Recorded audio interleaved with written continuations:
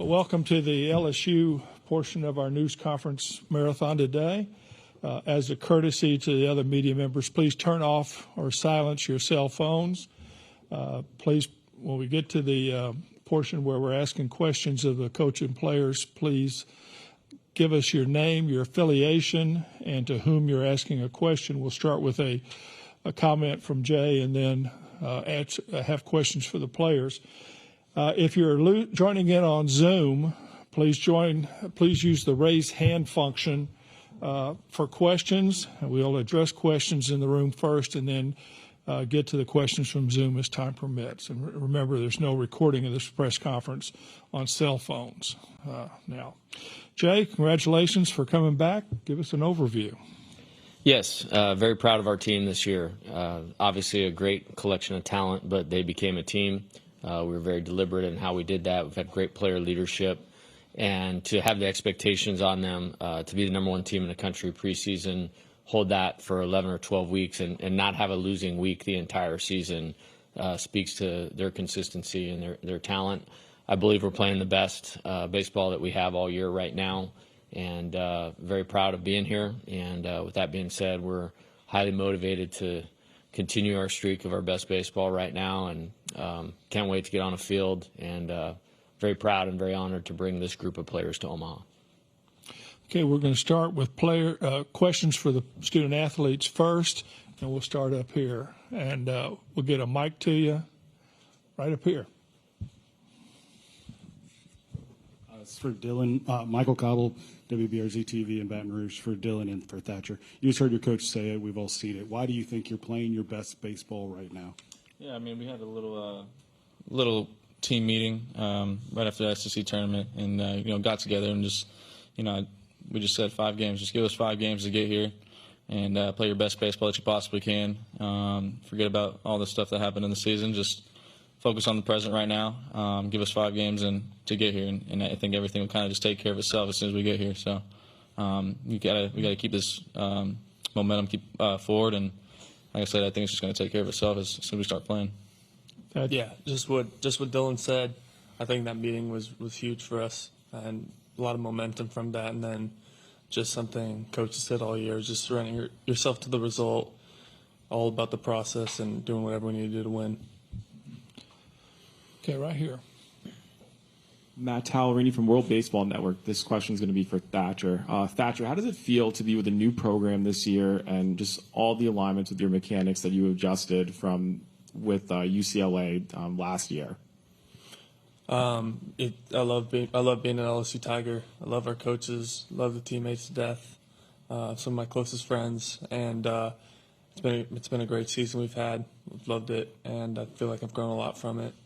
And in terms of the adjustments, just sticking to my process every day and really staying true to that, and some results following, and then we're in a good spot now. Okay, Joe. Joe Healy, D1 Baseball. Thatcher, how rewarding has it been for you to deal with some of the ups and downs you had earlier in the season, to fight your way back into having a prominent role again, and to be a part of getting this team to this stage? Yeah, I think it's been rewarding. With failure or success, I stayed true to my process every day with my work, and it feels good to contribute to the team. And obviously, when you're going out there and you don't feel like you're contributing and letting some of your guys down, it's the worst feeling in the world. So it feels really good to kind of contribute, and I just want to help us win. Okay, Brandon, back here. So you guys mentioned that you guys held a team meeting after the SEC tournament, and the result has been a 5-game winning streak. However, all of those games were in Baton Rouge. This is obviously not Baton Rouge. So how are you guys planning on keeping that alive, maybe with a little bit less of the familiarity that you have from playing at home? Dylan, you start. Yeah, I mean, just sticking to our game, really. I think we're in a very good spot right now. Like I said, the momentum is tremendous in this team right now. I think everything's just kind of clicking for us right now. Bullpen's doing really well. Starting pitching has just been dominant, and our approaches have been great in the batter's box. So really just sticking to our plan, no matter, change the field, change the atmosphere, sticking to our plan, that's it. Thatcher. Yeah, I think now more than ever, it's all about just staying true to ourselves and what's got us here. And I feel like that Dylan said it perfectly. Okay, Sam. Sam McEwen from the Omaha World Herald. Hey, guys. You're familiar with the team you're playing right off the bat. What is it like to play a team, yet again, that you're very familiar with that also has a really good pitching staff? Thatcher, you start. A lot of the SEC teams, we see them in conference and we see them in the SEC tournament, saw them in the postseason. So just about playing our baseball and staying true to what we know. Dylan? Yeah, very good team. I have a total respect for them. Great program. Definitely know how to win. So, we got to play our best baseball for this game. Great pitching staff. We saw them early in the year, so kind of have an idea going into this game. But yeah, like I said, got to play our best baseball right now. So, Okay, Michael, you had a question. For both guys again, if we could start with Dylan. Obviously, Skeens won the Dick Hauser today. I wonder, what do you appreciate most about him? I imagine it's probably different, being in different parts in your career. Yeah, he's had a tremendous impact on my career. Just the way he goes about himself every single day. His preparation. From the first day he walked into the locker room, he's been the same ever since up to this point. And that's what I respect about him. He goes about himself like a big leaguer does, and if not, probably way better. So I've definitely taken note of that, and just try to almost imitate him in every way possible. Because he's had a lot of success this year. Thatcher. Yeah, I think with Paul, he's helped me out, I think probably more than he knows. I live with him, and we talk all the time about baseball mindset, and I just try to learn from him every day. It's really special to be around him.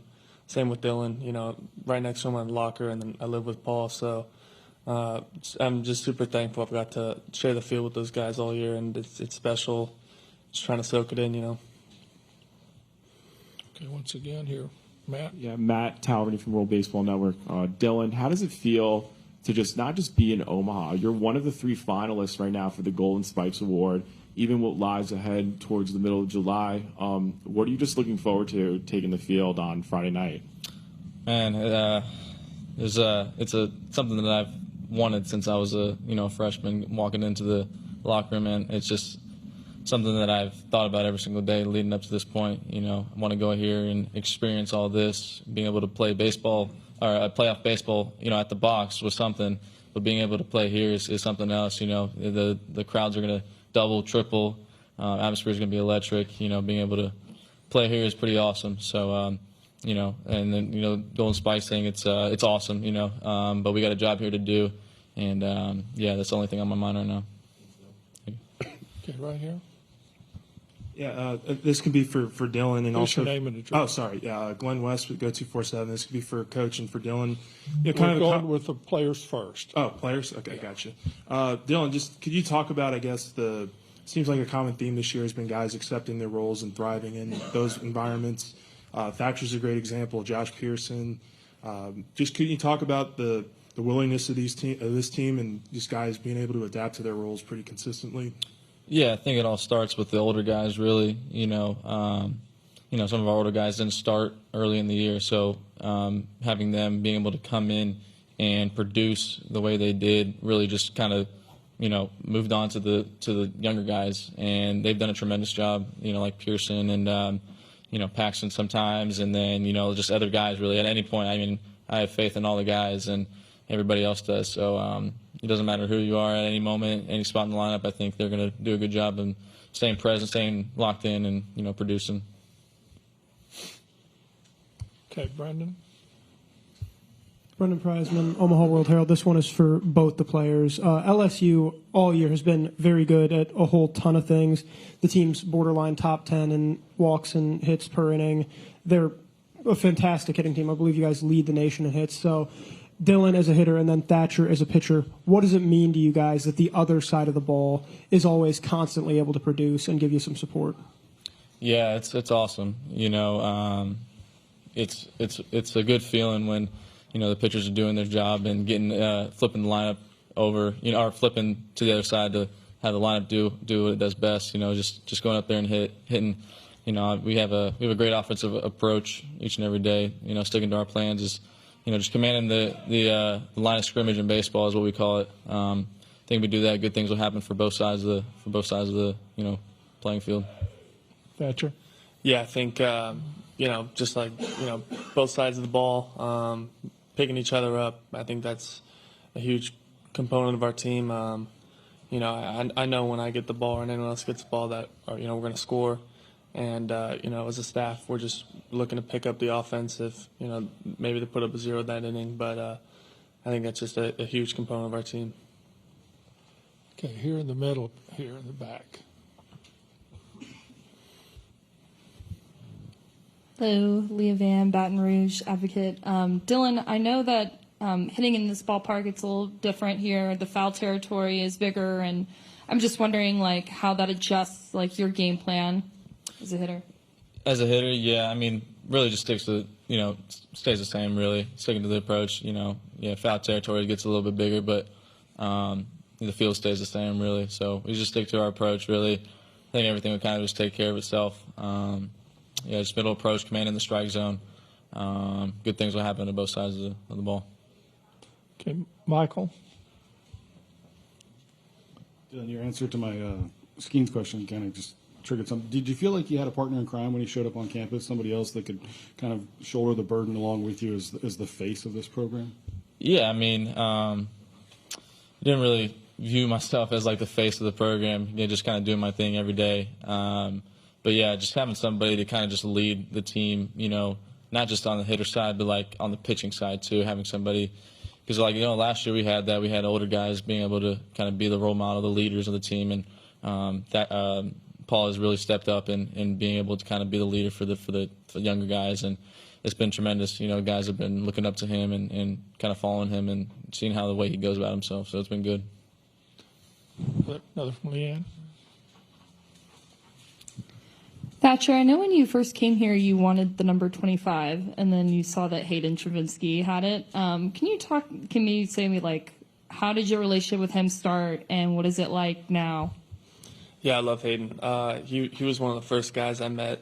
When I came here, I didn't know anyone, and he was one of the first guys I met.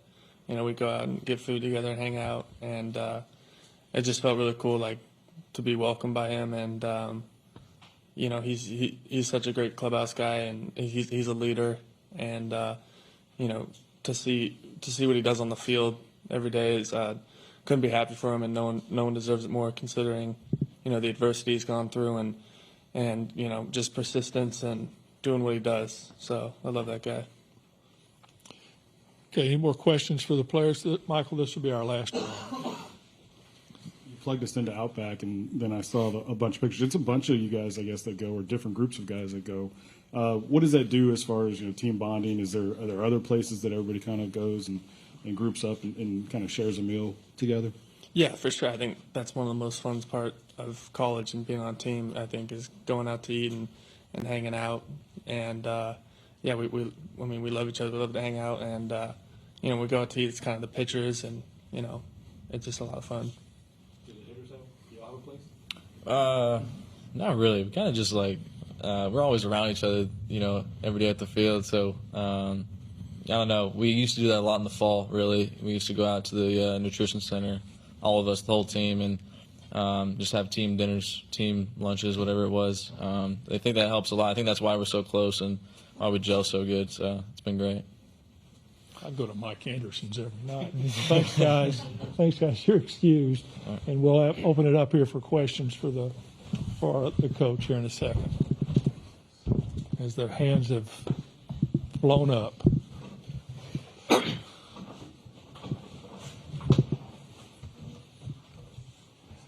Thanks, man. We'll see you tomorrow. See you Saturday. Okay. Let's start. We'll start with Joe here. Jay, it's been a few years since this program has been back here. How much does it speak to kind of the expectations in Baton Rouge for this program that, though it's been a few years, it kind of gets talked about like it's been ages since you guys have been back here? I never really thought of it in terms of how long it had been for LSU. This is my favorite place in the world, and this program has had as good a history as any program in college baseball of being here. I think in accepting the job, I really wanted this group of players to play here. I mean, the guy sitting to my left, he was part of me deciding to come here, to get an opportunity to coach him at LSU for 2 years. And they've done everything that we've asked them to do for 700-plus days. And, when we took the field last weekend, there was just a really solid peace of mind that these guys were going to do it. And to see the fans get behind them, they're going to get behind LSU no matter what. But this is a really easy group to get behind, how hard they play, how much they care, how invested they are in the program. And, that's kind of more where my thoughts were. Okay, let's go to the other side here.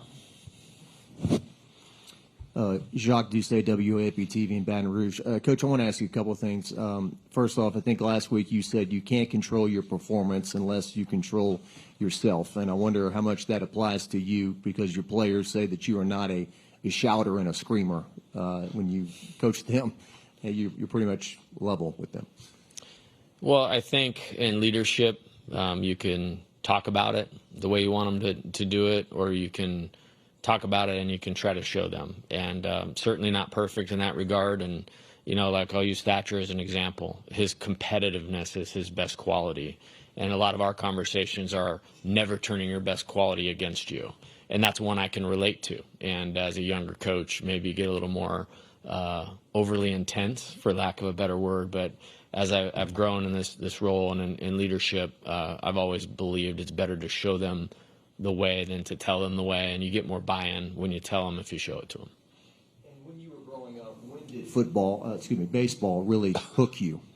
And when did you become just so in love with the sport? And do you have any humorous thoughts with your family, friends? Hey Jay, let's go do this. Oh, he's watching baseball, or Yeah, I mean, relative to Omaha and the College World Series, I grew up in a small town, and playing Major League Baseball might as well have been going to the moon. You know what I mean? But, when you watch the College World Series, whether it was LSU, Texas, Stanford, that kind of seemed like a realistic goal. And so that was probably the first thought. I mean, football is my first love, no question about that. But I realized really quickly, very good high school player, there wasn't many 5'7", 165-pound running backs running around the SEC or the Pac-12 or that sort of thing. So it was just, this is the way it was going to be. And, got to play college baseball. And then, becoming a coach was really the only option. I'm addicted to winning. I'm addicted to developing programs and helping players achieve their goals. And it was just the route that it was going to be. And, it's really awesome to be able to do it at LSU. I mean, because I view our university, our program as the pinnacle of the sport. Okay, Leanne. Okay, then we'll get. I don't care. Either way. We'll get you. Hey, Jay, Sam McCune from the Omaha World Herald. Welcome back to the College World Series. Okay, so when you're recruiting Paul, or he's in the transfer portal and he's coming from Air Force, his fastball is 93, 94 miles an hour when he was there against Mountain West competition. How did his fastball jump the way that it did, 5 miles an hour upward? And how has he been able to be even better against better competition this year? It's a great question. I think there's a lot of value in simplicity, I think. And he's a great two-way player. I mean, this dude was launching home runs in fall baseball. I mean, as impressive as it gets. And he definitely could make an impact. Had I just made him a position player, he would have 20 home runs right now and potentially be hitting 5th or 6th for our team. Well, we had a really deliberate plan on the pitching side of it. We got him started right when he got to campus with Coach Wes Johnson to develop his slider. There were some things that we needed to do. And so we started to do that early. We shut him down earlier in the fall to give him more ramp-up time for the season. And then, it wasn't intentional, but I think kind of removing the two-way player thing, I started to see his ability to recover physically better. And you're minimizing the rotations because the rotation of a pitching delivery, rotation of a hitting swing, he's right-handed in both, it's very similar. And so I feel like last year he was catching, he was swinging a bat, he was running the bases, he was potentially playing first base at times, and then also, going 6 or 7 innings in a league that's not very easy to pitch in, and I know that firsthand.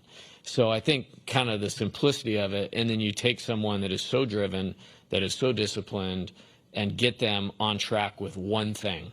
What does Friday to Friday look like? And then he's absolutely mastered that. So when you're talking about recovery, when you're talking about development, velocity improvement, improving his secondary pitches, he's been able to go all in on those things. And I think that's probably the reasoning. Yeah.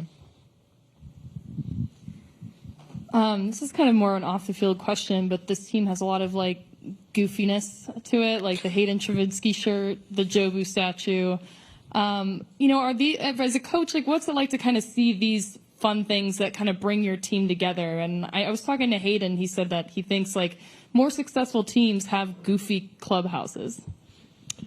Yeah, I won't take any credit for the goofiness, that's for sure. Now, I really want players to be themselves, but to become a team.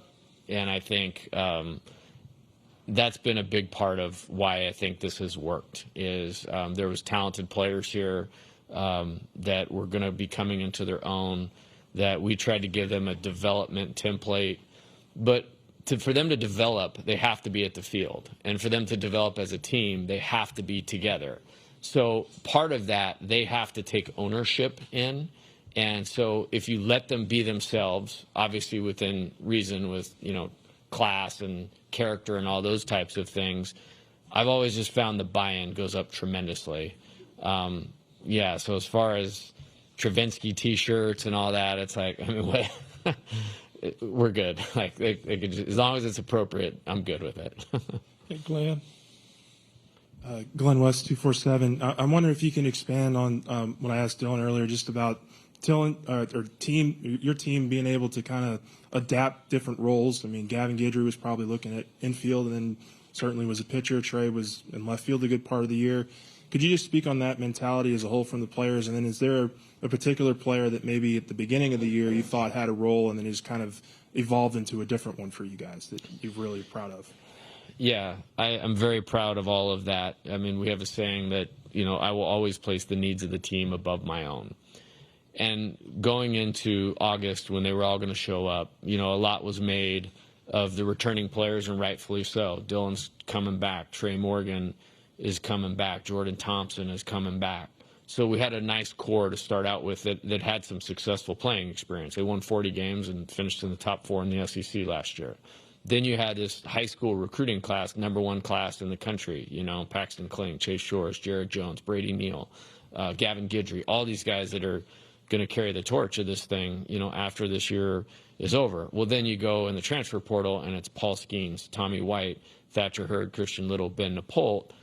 So that's an amazing collection of talent. But in the first meeting, I said that doesn't make us a team. And so developing them as people, developing them as teammates, not just accepting their role, but embracing it and communicating. It might look different in game 1 than game 10. It might look different in game 20, game 50, and then in Omaha.